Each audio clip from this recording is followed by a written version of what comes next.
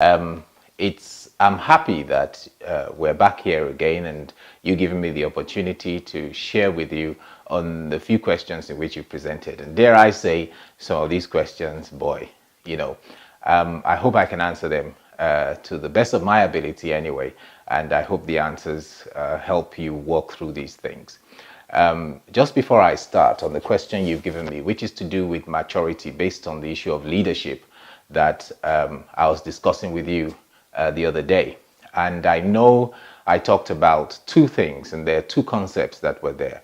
The first concept was about the types of speakers and types of leadership, and also what I also want to emphasize is a lot of this, I'm talking from the perspective of yourself, you leading yourself as well, because without leading yourself, you can't lead others. And I think this is what brought that second question, which I didn't answer in that particular session, which is the issue of maturity. I think when I think about it, what is maturity when we use the word maturity? So I would come up with maybe one or two concepts. You know, they would say the fruit is matured enough to be eaten. And there's another phrase that could be used that he looks matured or she looks matured. That means that you've come of age and physically you are matured. But when in this context, when we're talking about leadership, it's not about the physical maturity, which is to do with chronological age in many aspects. But this is to do with mental and emotional maturity, which gives you the ability to be emotionally stable and mentally aware, which means you are able to take responsibility. I think in a nutshell, that's the word. You are able to take responsibility. So no one will be effective in their leadership if they do not mature. And to mature means that you have to be open to the opportunities to grow.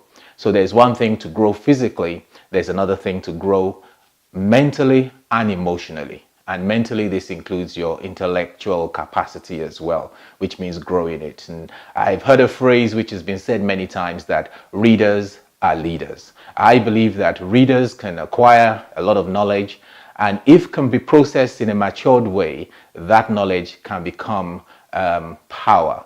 But if it's just knowledge that is acquired, it's just potential power. Now, the reason why leaders need to be at that place where they're open to growth, because growth in itself challenges their current state.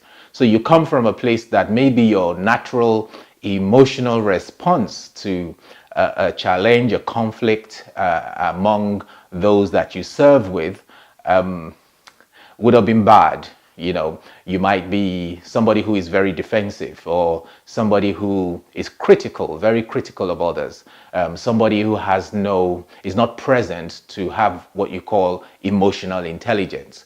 And without this, it becomes harder to be an effective leader, in my opinion.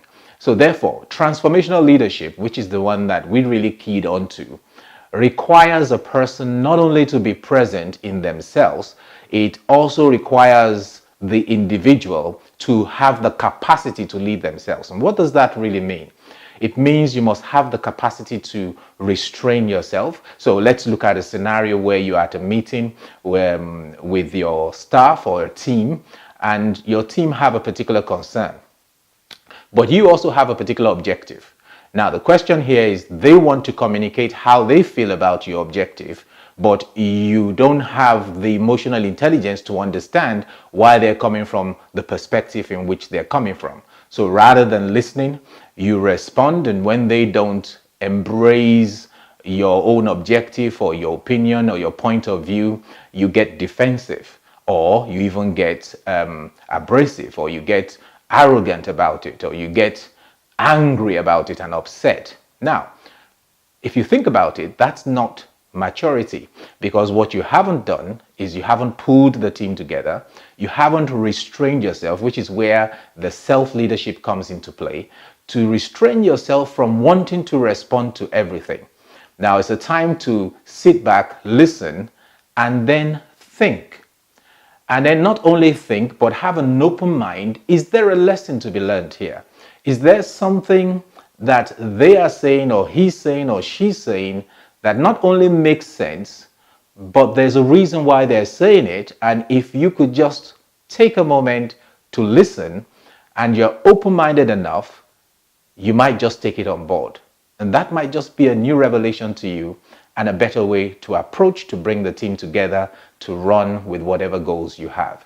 So maturity is actually a state where a person is emotionally, mentally mature.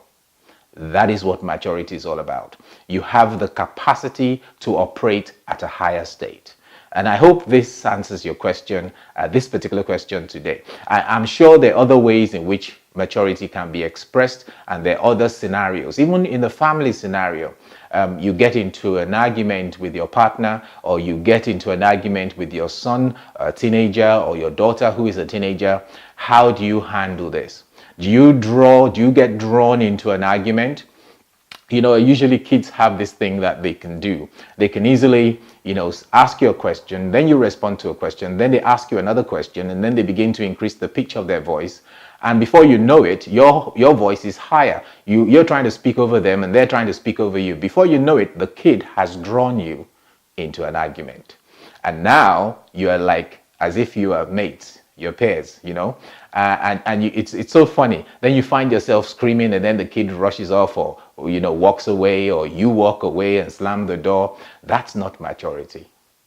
Maturity means that you are able to assert your position, but at the same time have enough patience by restraining yourself and listening to the other person's viewpoint. So, if we think about that, the question we can ask ourselves, are we yet allowing ourselves to grow and mature?